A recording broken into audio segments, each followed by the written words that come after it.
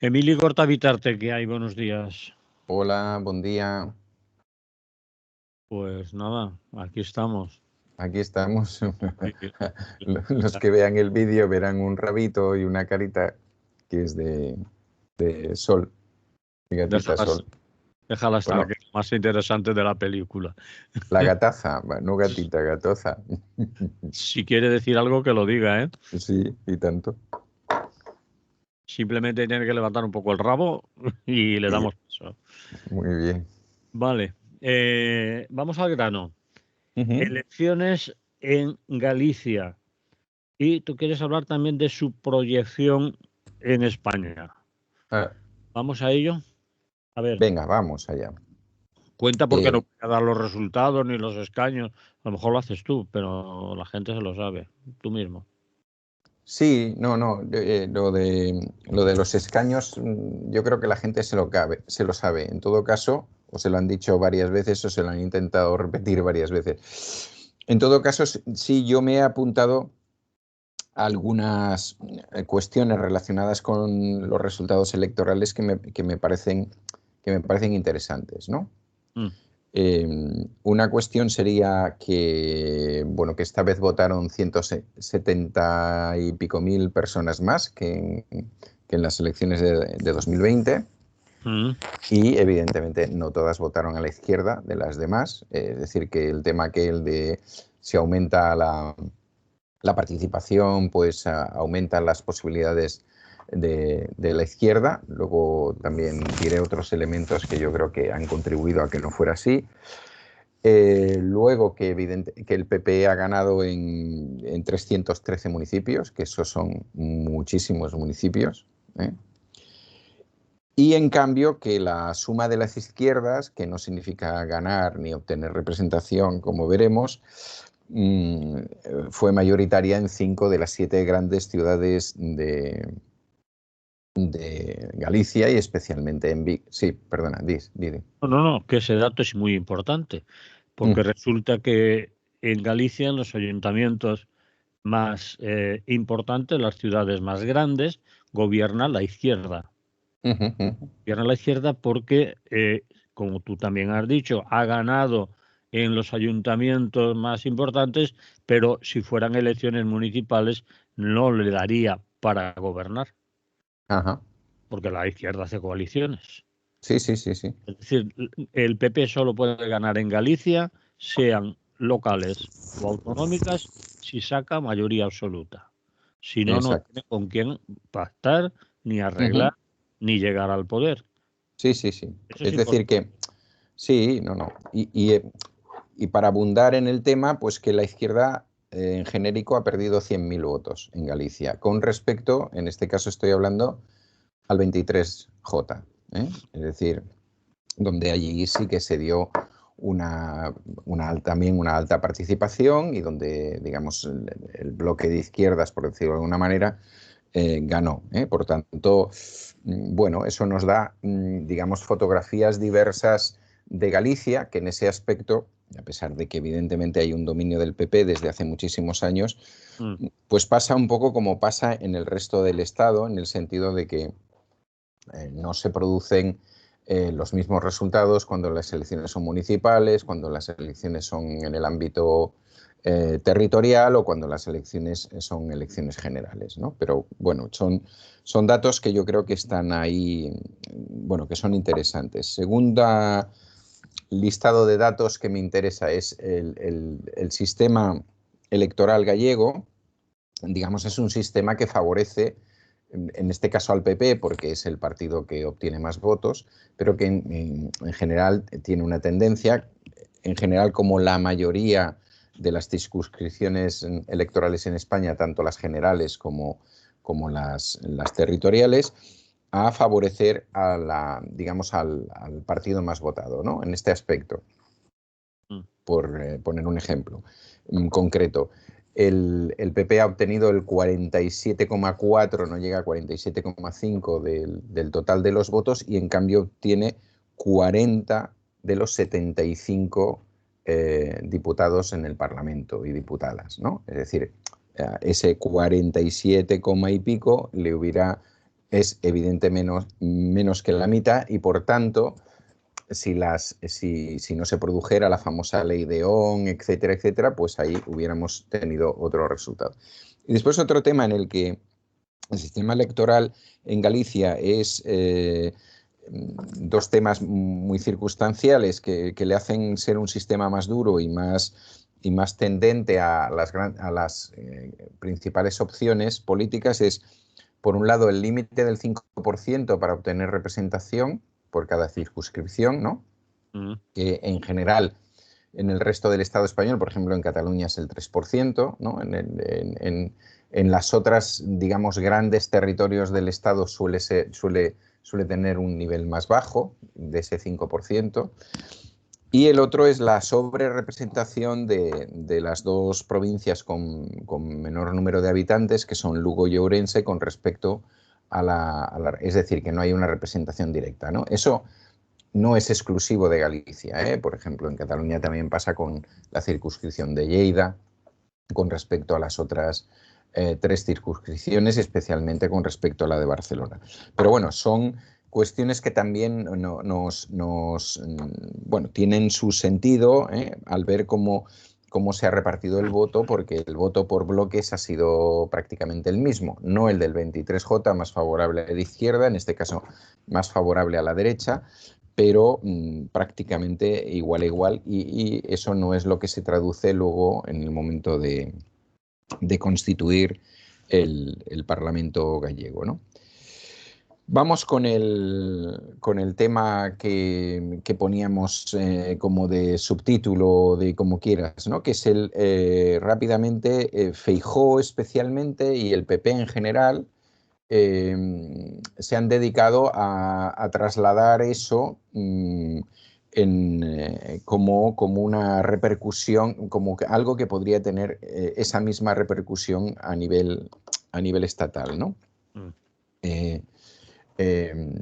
Bueno, la actuación de Feijóo ha sido muy concreta y yo creo que muy significativa. En principio, Feijóo, que es gallego, pasa el día electoral en Madrid y la noche electoral en Madrid. Seguro que os acordáis porque varios medios han reproducido esa imagen de él haciendo videoconferencia con Rueda y aplaudiéndole con el equipo del PP detrás. En cambio, al día siguiente, el lunes, sí se traslada a Galicia para estar en la junta directiva del PP de Galicia y entonces, es decir, para de alguna manera recibir los aplausos junto a Rueda, y vuelve a estar en Madrid el martes a la llegada de Rueda al Comité Ejecutivo Nacional del PP y hacen una intervención ambos, ¿no? Es decir, hace primero una intervención Rueda, que fue felicitado efusivamente, aplaudido, etcétera, y otra intervención un poco así, podríamos decir, socarrona de Feijóo, o no socarrona, de que podemos tirar de ironía de ella, en que le viene a decir que no es un varón con V, sino que es un varón con B porque ha demostrado tal, ¿no? Lo cual da lugar a ciertas confusiones, ¿no? Al respecto de la varonía del señor Rueda. Pero, ¿qué quiero decir con todo esto? Al margen de la cuestión esta irónica. Lo que quiero decir con esto es que Feijóo ha tenido mucho interés en que se vea a Rueda como un producto suyo, ¿no? Y de alguna manera en que se vea los resultados de las elecciones en Galicia como un apoyo sustancial hacia sí mismo. Quizás yo creo que él ha pretendido darle a eso una clave estatal, ¿no? De decir, bueno, estas son las primeras elecciones que se producen después del 23J, del camino por el que está transitando en estos momentos el Partido Socialista, y los españoles en Galicia que nos dan la razón a nuestra política, a nuestra manera de entender, al no tal, etc. Es decir, yo creo que es más en mi opinión personal, es más una clave al interno del propio PP, ¿no? Es decir, se habían hecho bastantes especulaciones al respecto de que si el PP no volvía a obtener la mayoría absoluta en Galicia, ¿qué podía pasar con Feijóo? Ya está haciendo las maletas, todo aquel tipo de cosas. Realmente es muy raro que Feijóo estuviera ese domingo en Madrid cuando volvía a estar el lunes en Galicia, ¿no? Da la impresión pues, de que estaba allí con su guardia de corps esperando cuál era el resultado para depende qué decir una cosa u otra, etcétera. Y por tanto, pues digamos que todo lo otro y todo ese intento, no solamente de Feijóo, sino del el propio PP, pero bueno, ayer había algún diario que decía que había hablado con algunos varones del PP y que todo el mundo estaba un poco como no sé si se ruborizan, voy a decir ruborizado o extrañado de la tremenda alegría que manifestaba Feijóo por unas elecciones que en principio ellos por lo menos daban por hecho de que iban a seguir manteniendo la mayoría y las empresas que hacen las encuestas y demás cercanas a los medios de la derecha, no solamente le daban 40, sino que le daban 44, 45 y cosas por el estilo, ¿no? ¿Por qué esto no es extrapolable al Estado español? Pues porque el discurso de Feijóo aquí y de la ejecutiva o del grupo que él tiene a su alrededor, bueno, tiene varias fracturas muy, muy claras, ¿no? La primera sería que le están dando la razón con respecto al tema de la amnistía. Bueno, si resulta que el partido que más sube en Galicia es el BNG, que pasa a 25, y no creo que la postura, bueno, al menos la postura demostrada por el representante del BNG en el Parlamento español no es contraria a la amnistía, sino todo lo contrario, pues ahí tenemos un problema. Evidentemente seguimos con el BNG, ¿no? El BNG es un partido nacionalista independentista, con lo cual quiere decir que en tus territorios, donde antes eso tenía una referencia inferior, pues lo estás haciendo crecer. Evidentemente crece a través del PSOE o fundamentalmente del PSOE. Luego podemos hablar también un poquito de eso, ¿no? O de los votos del PSOE, no del PSOE, sino de los votos del PSOE. O los votos que en otro momento han ido a parar al PSOE y que a lo mejor vuelven a ir a parar al PSOE en unas elecciones generales, ¿no? Es posible. Entonces, quiero decir que es un intento de presentación que tiene muchos agujeros, ¿no? Y claro, a ver, y si las siguientes elecciones, como todo parece indicar, son las de Euskadi, yo no sé si el PP se va a atrever a decir que los resultados en Euskadi son extrapolables al Estado español, ¿no? Porque evidentemente en Euskadi va a ser un partido sin ninguna significación.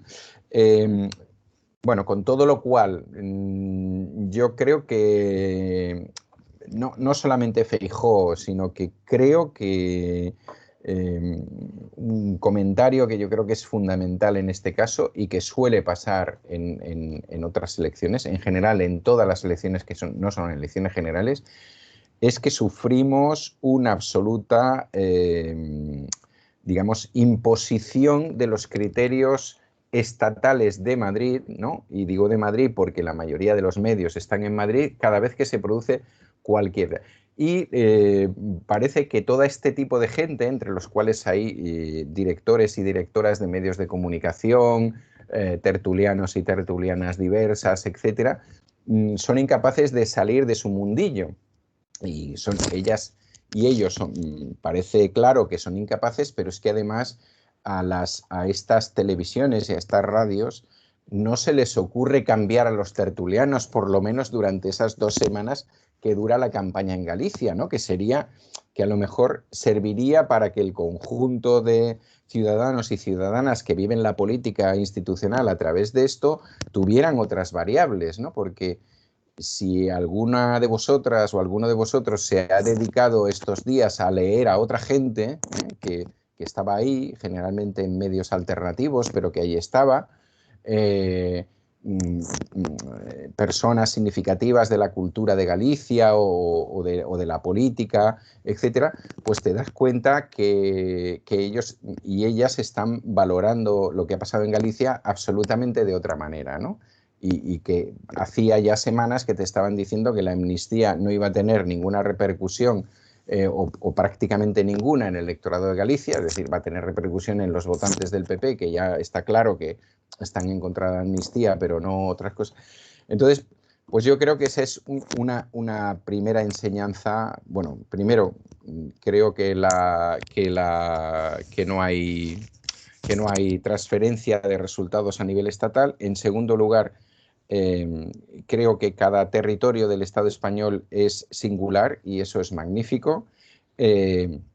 Y en tercer lugar, y esa sería la parte que me dedicaría fundamentalmente al PSOE, a Sumar y a Podemos. Hay que decir que Sumar obtuvo menos votos que Vox y Podemos menos que el PACMA, y que si Sumar y Podemos juntos se hubieran presentado juntos, probablemente hubieran sacado más de los 40 y pico mil votos que han sacado, pero bueno, pues eso no se dio, ¿no? Yo creo que la izquierda, no en todos los lados en el caso del PSOE, pero me parece que el modelo Podemos, que ahora trata de alguna manera de reproducir Sumar, es decir, ese modelo de crear un partido político o una agrupación de partidos que surge desde Madrid, centralizada en el gobierno del Estado, en el Parlamento del Estado, etcétera, yo creo que eso tiene un déficit fundamental, y ese déficit fundamental es que no tiene raíces en los territorios.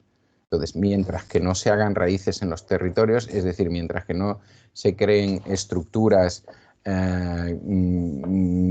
grupos de trabajo, se haga pico y pala dentro de los determinados territorios, pues eso que a esos periodistas que decíamos antes les parece alucinante, y parece ser que a algunos partidos de la izquierda también, que es que como es el partido de la señora Díaz, pues te lo van a votar porque es el partido de la señora Díaz, o como es el partido de Íñigo Errejón, o como es el no sé qué, pues no pasa.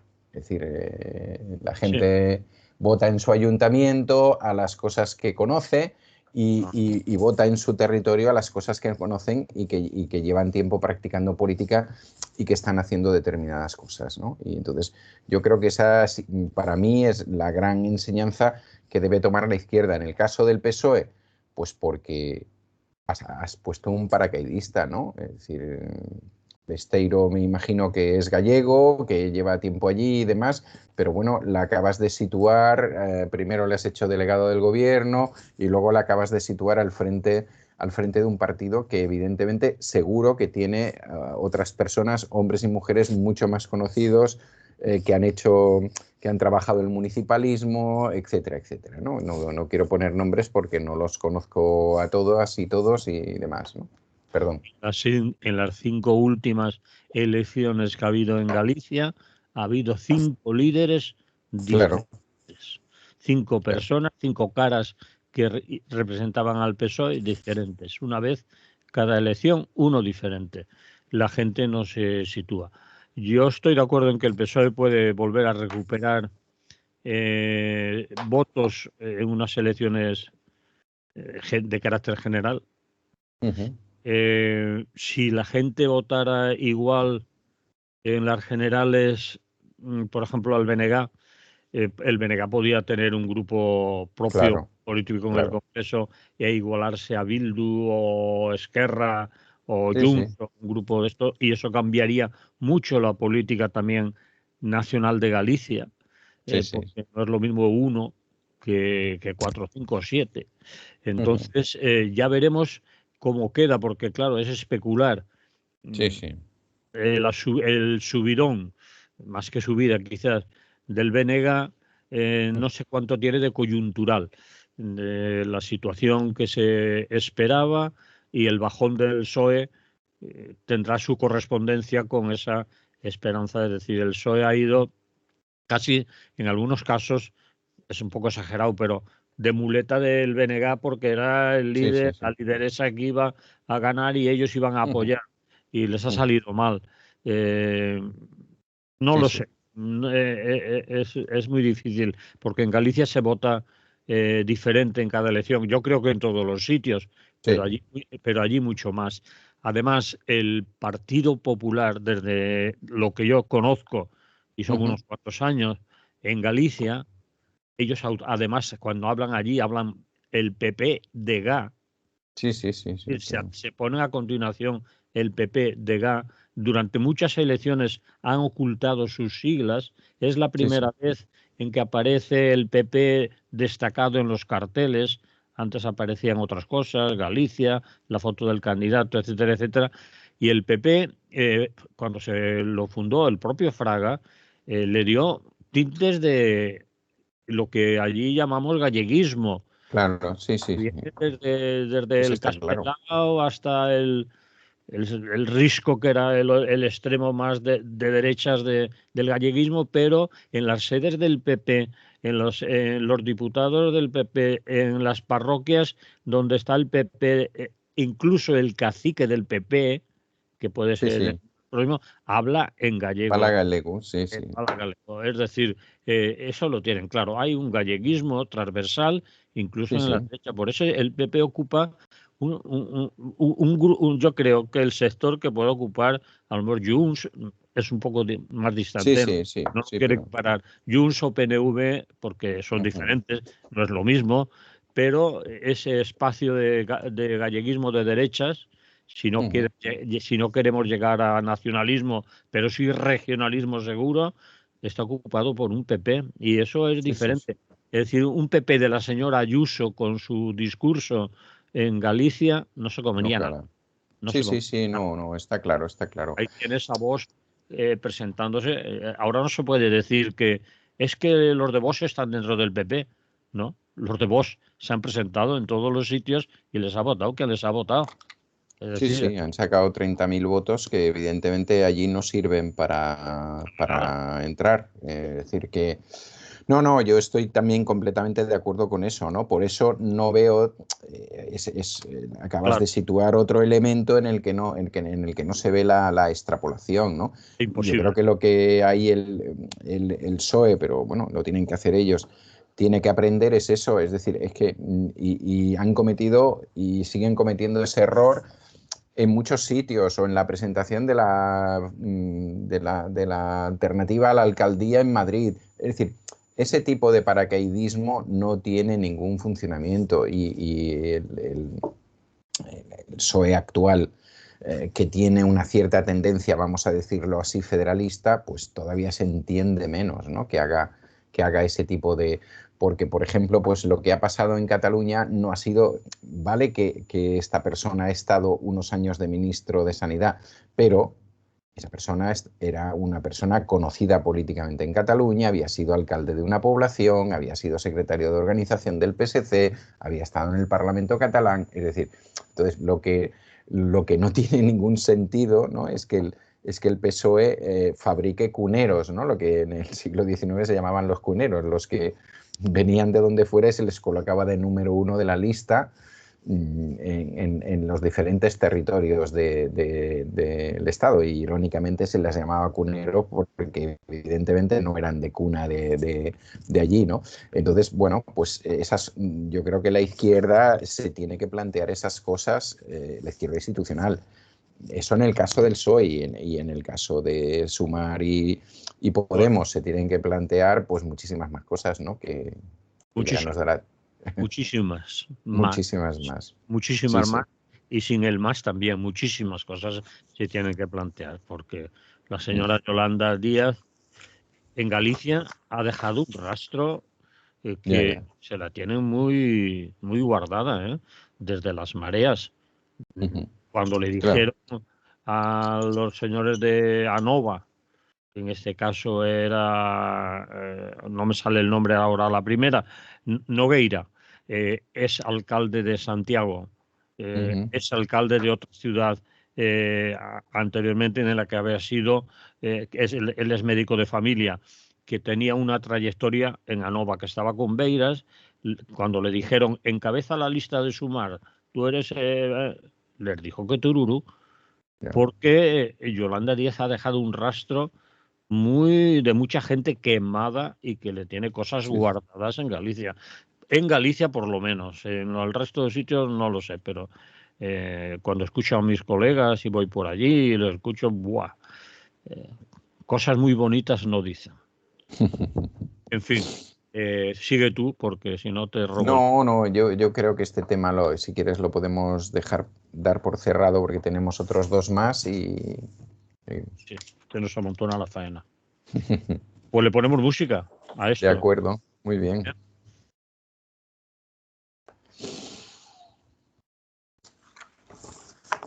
Y seguimos. Amnistía Internacional desmiente a Ayuso. Ayuso se desmiente a veces ella sola, Sí. pero si lo ha hecho ya Amnistía Internacional, a ver qué ha pasado. Bueno, tiene que ver con algo de lo que hablamos la semana pasada, que es esas casi 7.000 personas mayores muertas en las residencias madrileñas y que sigue, bueno, pues sigue el tema porque evidentemente no es un tema menor, como diría aquel, sino que es un tema mayor, ¿no?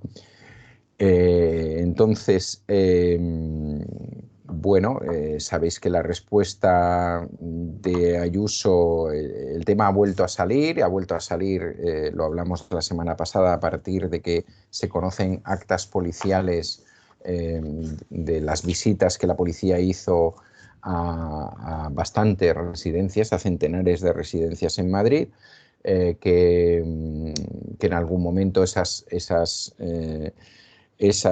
informes habían sido pedidos por la oposición en la Asamblea de Madrid y que Ayuso y que incluso había intentado forzar que no se conocieran a través de peticiones judiciales, no del contrario, no de transparencia, sino al contrario. Y bueno, han empezado a salir, se han empezado a filtrar en determinados diarios. Entonces, la semana pasada, creo que fue la semana pasada, o no sé si este lunes, Ayuso en el Parlamento volvió a decir que, bueno, que se había hecho todo lo posible por estas personas y que el llevarlo a hospitales no garantizaba su supervivencia y que esta izquierda que no sabe y que le rechazan las cosas en los tribunales y tal, pues está a un paso de acusarnos de genocidio, etcétera, etcétera. Bueno.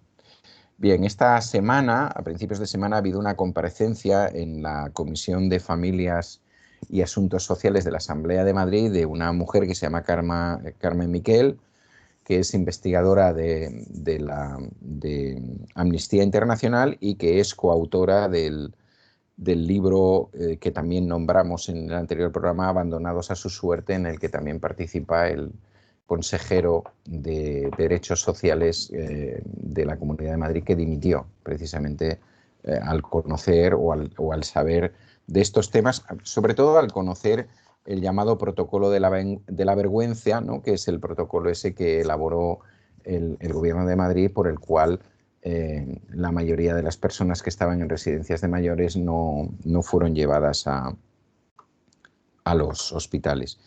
Entonces esta mujer, evidentemente con la garantía, digamos, que le da el pertenecer a Amnistía Internacional y ser investigadora de Amnistía Internacional, reproduzco aquí quizás lo más interesante de las dos o tres cosas más interesantes de su intervención, ¿no? La primera es que, según ella, el protocolo ese de la vergüenza vulnera 5 derechos universales, que serían el derecho a la vida, el derecho a la salud, el derecho a la no discriminación, y luego explico la discriminación, las otras creo que se entienden bien, el derecho a la vida privada y familiar, porque en la mayoría de casos las familias no fueron informadas de que esas personas estaban en esas condiciones y de que no iban a salir de ahí, y el derecho a una muerte digna, ¿no?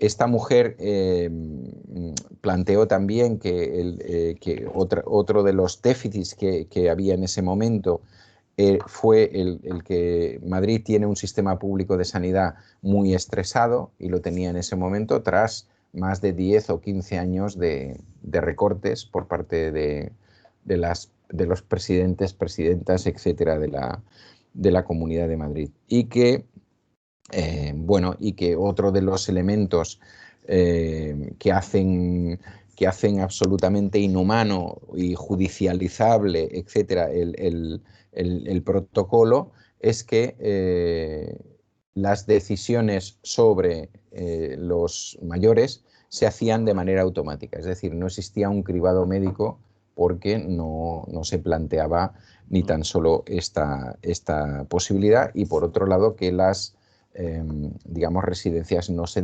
medicalizaron, es decir, que no hubo un refuerzo de servicios médicos, ¿no? de médicos, bueno, lo hablábamos de EPIs, etcétera, etcétera. Pero luego hay un detalle que es muy interesante, que es ese detalle que desmiente completamente, que ya ha sido publicado en algún medio, y en este caso esta mujer también lo repitió, ¿no? Y que liga con ese tema de la no discriminación. Resulta que sí que hubo mayores de las residencias de Madrid, de las residencias de mayores de Madrid, que fueron llevadas a hospitales, ¿no? Y mire usted por dónde coincide con aquellas que tenían un seguro privado. Es decir, tienes un seguro público, te quedas aquí.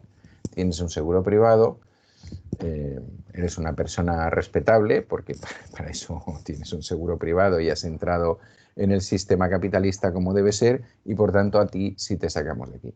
Resultado de todo eso, que más del 60% volvieron a las residencias, ¿no? Es decir, se salvaron.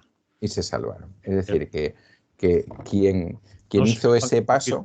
No se iban a morir de todas maneras. No se iban a morir, exactamente, no se iban a morir, y no es verdad que no se garantizaba su supervivencia, porque está claro que 6, incluso más, 6 de cada 10, pero en personas no podemos decir más de 6, ¿no? Es decir, 6, algo, pues está claro que no murieron.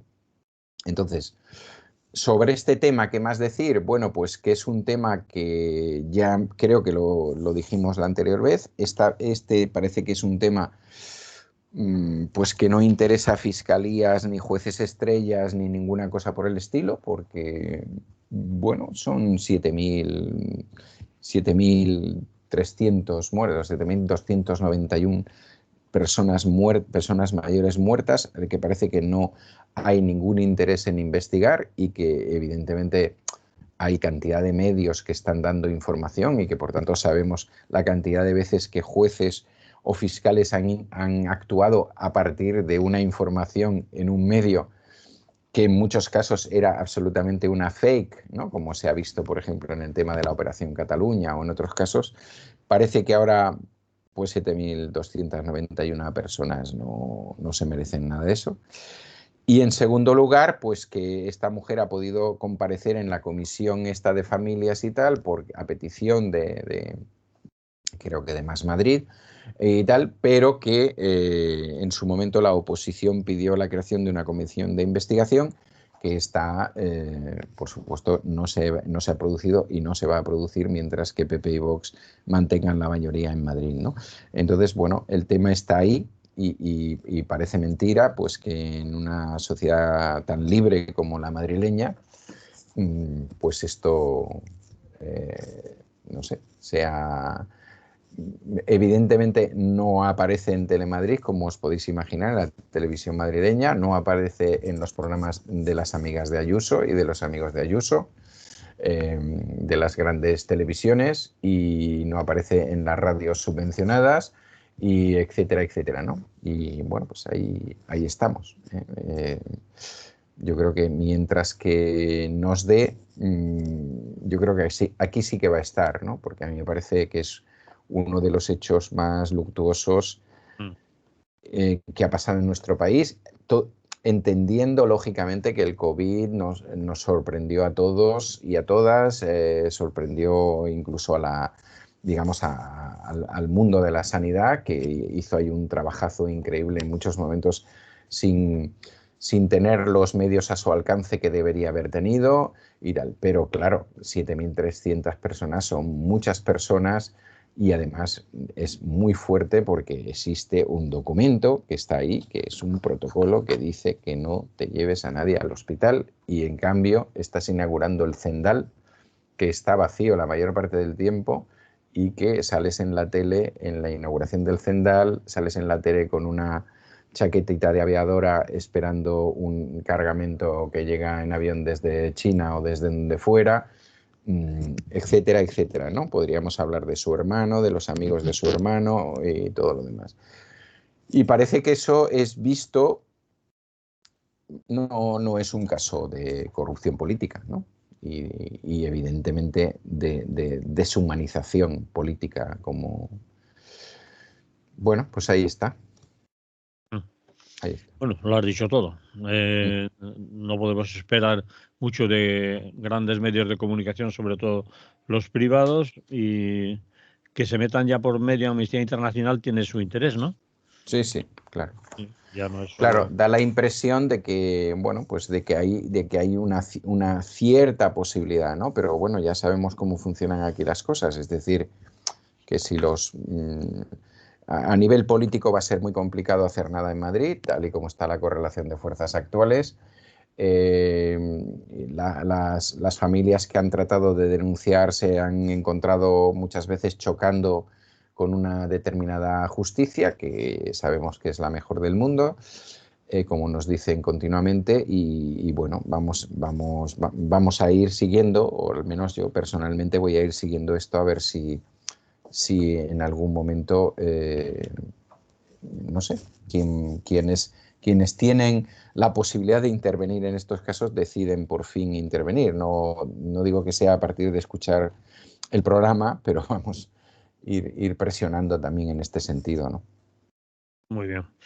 Vamos con el último tema. Vamos a hablar de otra buena gente. Sí. Los banqueros y la crisis bancaria.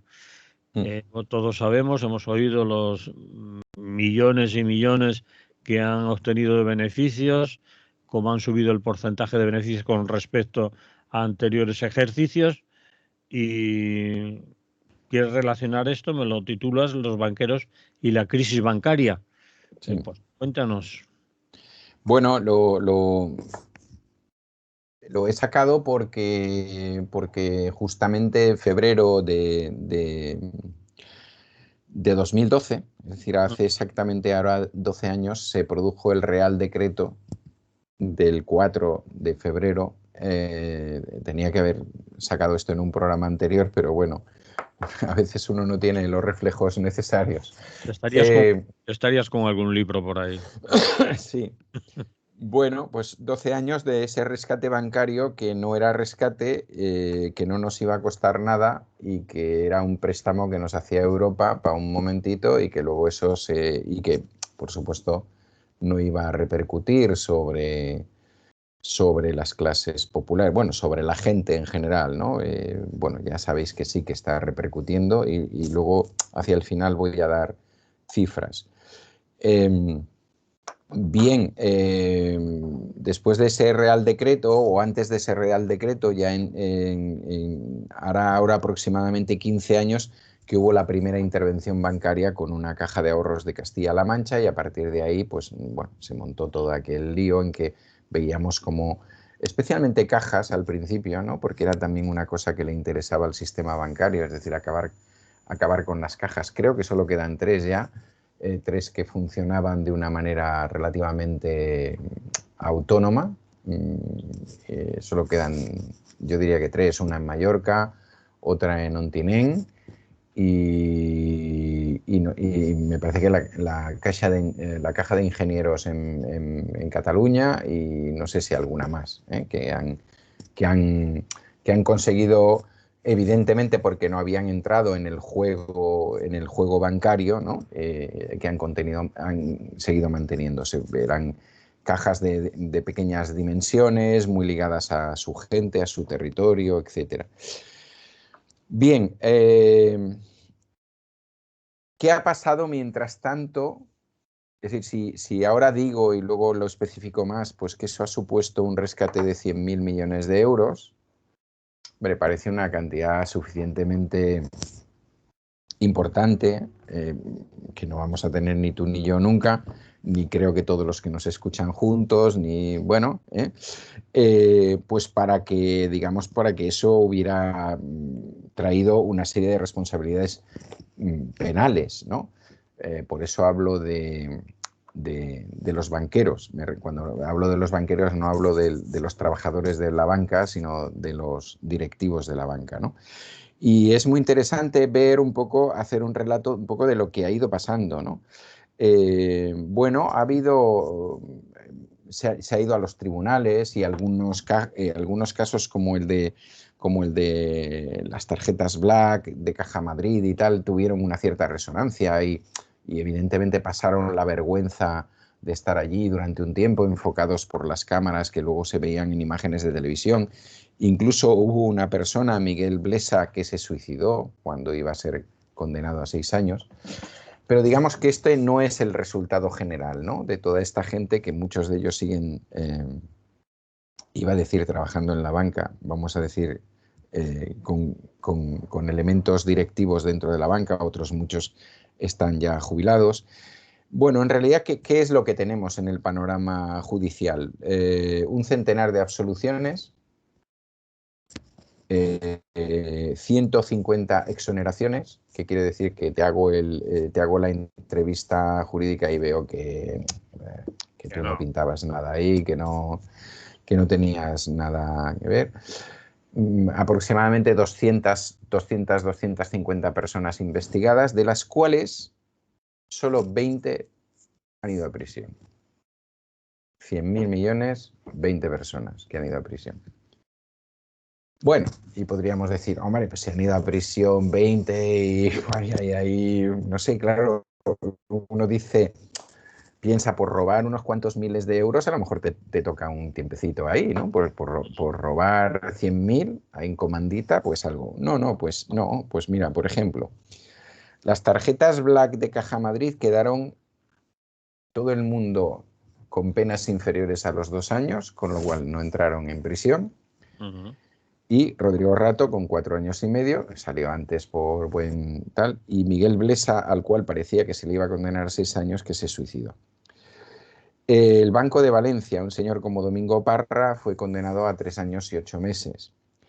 5 miembros de la cúpula de Nova Caixa Galicia, 2 años que cumplieron porque no devolvieron 22 millones, que era lo que les exigían a cambio, ¿no? No 100.000, o no la parte correspondiente, 22 millones. Por ejemplo, 4 directivos de Caixa Penedès, una caja catalana de aquí cerquita, fueron condenados también a 2 años, pero como entre todos devolvieron 26,8 millones que tenían por allí en sus bolsillos y tal, para no ir a prisión, pues no fueron. Sí, calderilla que tenían, no fueron, ¿no? 41 miembros de la caixa, de la cúpula de la Caixa de Cataluña, entre ellos Narcís Serra, fueron exonerados por la Audiencia de Barcelona. 41, ninguno. Nadie sabía nada de lo que había pasado, porque esa caixa, que era una de las casas más, bueno, la segunda caixa más potente de Cataluña, tenía ese pedazo de agujerazo y tal, pues gerentes, directores, consejeros, es que nadie sabía nada, ¿eh? Y entonces la Audiencia de Barcelona decidió, después de una serie de interrogatorios, pues que no podía meterles en ningún lado. 4 directivos de CAI, Zaragoza, o Aragón, pues les pusieron primero unas penas un poquito más altas y luego recurrieron, y también la Audiencia Provincial decidió rebajarle las penas para que no fueran así, ¿no? Bueno, pues ese es el tema. Es decir, de los 20 encarcelados que tenemos, casi ninguno ha estado más de 3 años en prisión. Y según investigadores eficientes, economistas, la deuda del rescate bancario a finales del 2022, no se sabe todavía 2023 porque falta que la Sareb y el FROB den sus cuentas, que tampoco es necesario que las des en el mismo año, o sea, te dejan un margen, porque total, pues la cuenta de resultados es menos 100.194 millones de euros, ¿vale? Casi 100.200. Esa es la cuenta de resultados hecha por por economistas independientes, algunos de ellos que han pertenecido o que pertenecen al Banco de España y que han hecho ese trabajo para, bueno, trabajo que se puede hacer rastreando determinados elementos que digamos que el gobierno del Estado tiene que facilitar dentro de su normativa de transparencia, pero que personas como tú y como yo, pues nos cuesta un poquito más rastrear esas cantidades. Bueno, me parecía que era el momento adecuado para,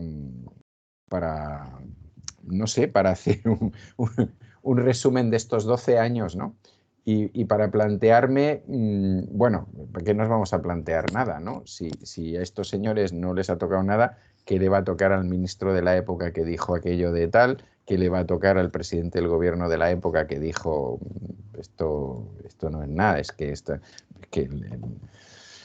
los bancos españoles son súper potentes, tenemos que hacer una pequeña reestructuración y tal, pero esto, nos pedimos aquí unos préstamos, pero que luego los vamos a devolver, bueno, los van a devolver los bancos, esos bancos que ahora tienen esas ganancias, que se han quedado con todo lo de los demás, es decir, no con excepto con las deudas, quiero decir, se han quedado con los espacios, ¿no? Porque han podido colocar sus sedes, etcétera, etcétera. Al principio a mogollón, como sabéis, y luego las han retirado una vez que ya se han quedado con el mercado de las diferentes localidades, los 4, 5 o 6 grandes bancos españoles, pues ahí tenemos. Y que, a pesar de las ganancias, no les parece bien pagar los impuestos que les han puesto el último gobierno, pues nada, pues ahí está. No es que hayan desaparecido, porque esos 100.000 y 100.200 forman parte de aquello tan gracioso, ¿no? Que a mí me resulta muy gracioso, que se llama el erario público. Fijaros en que cuando alguna cosa es positiva o tal, es del Estado. O evidentemente de una sociedad capitalista. Cuando alguna cosa es como esta, pues eso es que era del erario público. Claro, el erario público significa ni más ni menos que lo estamos pagando nosotros. Así de claro.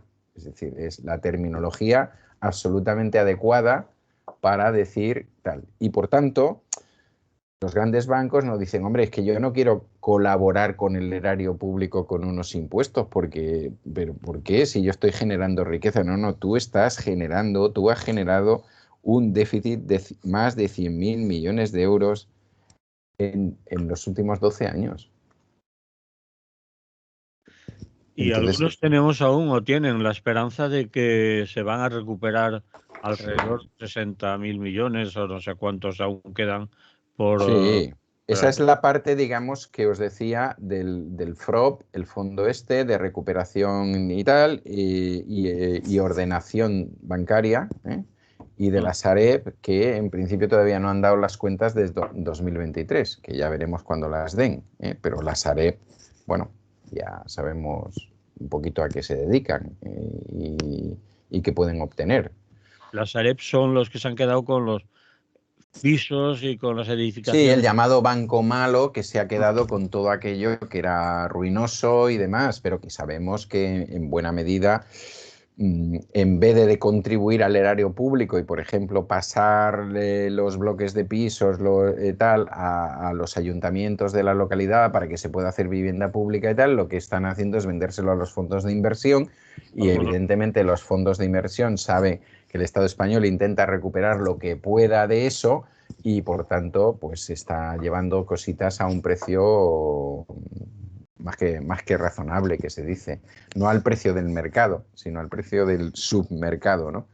Entonces, bueno, pues la Sareb lógicamente en años puede recuperar una parte, pero evidentemente no va a ser esa cantidad, no va a ser esa cantidad de los 100.000 millones de euros, ¿no? Bien, pues aquí lo vamos a dejar, Emili. Muy bien. ¿Te parece? De acuerdo. Nos oímos la semana que viene, si no ha pasado nada. De acuerdo, pues nada, hasta la semana que viene, que la gente disfrute y tenga mucha salud. Pues hasta entonces, salud. Venga, hasta luego.